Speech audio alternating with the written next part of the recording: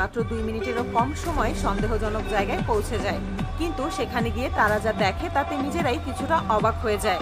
যেখানে খেলনা ড্রোন থাকার কথা সেখানে আসলে আকাশে টহল দিচ্ছে দুটি আধুনিক F-16 ফাইটার জেট।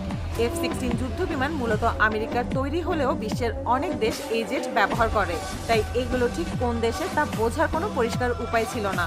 ইরানের F-14 যুদ্ধ বিমান যখন কাছে আসে তখন দেখা যায় F-16 গুলো মোটেই ভয় পাচ্ছে না।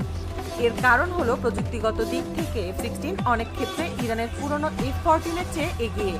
ফলে ইরানের পাইলটরা সরাসরি কোনো পদক্ষেপ না নিয়ে কিছুক্ষণ পরিস্থিতি পর্যবেক্ষণ করে ফিরে আসতে বাধ্য হয়। কিন্তু এখানেই ঘটনা শেষ হয়নি। ইরানের সামরিক হেডকোয়ার্টার খুব ভালো করেই জানে নিজেদের আকাশ সীমার ভেতরে অচেনা যুদ্ধ বিমান থাকা মানেই বড় টেনশন। তাই তারা আর দেরি না করে এয়ার ডিফেন্স সিস্টেম অন করে।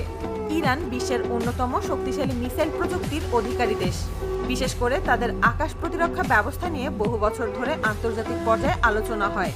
কিছুক্ষণের মধ্যেই ইরানের এয়ার ডিফেন্স সিস্টেম ওই দুটি F-16 যুদ্ধ বিমানকে টার্গেট লক করে ফেলে। এরপরই ছুটে যায় উচ্চগতির সারফেস টু এয়ার মিসাইল।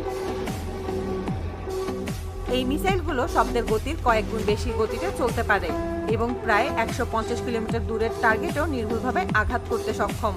অন্যদিকে F-16 যুদ্ধ বিমানে থাকা আধুনিক রাডার সিস্টেম প্রায় 40 কিলোমিটার দূর থেকেই শত্রু মিসাইল শনাক্ত করতে পারে। ইরানের মিসাইল ছোড়া মাত্রই F-16 পাইলটরা বিষয়টি বুঝে যায়। এক মুহূর্ত দেরি না করে তারা দ্রুত আন্তর্জাতিক আকাশ সীমার দিকে সরে যেতে শুরু করে। ইরানের মিসাইলগুলো টার্গেট লক করে কিছু দূর পর্যন্ত পিছু নেয়। এই সময় সমুদ্রে থাকা সেই সন্দেহজনক যুদ্ধ জাহাজ বুঝে যায় পরিস্থিতি আর স্বাভাবিক নেই। তাই জাহাজটি সর্বোচ্চ গতিতে আন্তর্জাতিক জলসীমার দিকে ছুটতে শুরু করে। কিন্তু তখন ইরানের পোর্টের আশেপাশে কোনো বড় যুদ্ধ জাহাজ উপস্থিত ছিল না।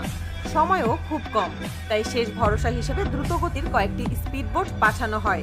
সেই বোটগুলোতেই ছিল স্পেশাল মেরিন কমান্ডোরা। তারা জানতো দূরত্ব খুব বেশি নয়, যদি দ্রুত এগোনো যায় তাহলে জাহাজটাকে আটকানো সম্ভব। কিন্তু কয়েক মিনিটের ব্যবধানেই জাহাজটি আন্তর্জাতিক জলসীমা অতিক্রম করে ফেলে। এই পুরো ঘটনায় ইরান অত্যন্ত ঠান্ডা মাথায় পরিস্থিতি সামাল দিয়েছে।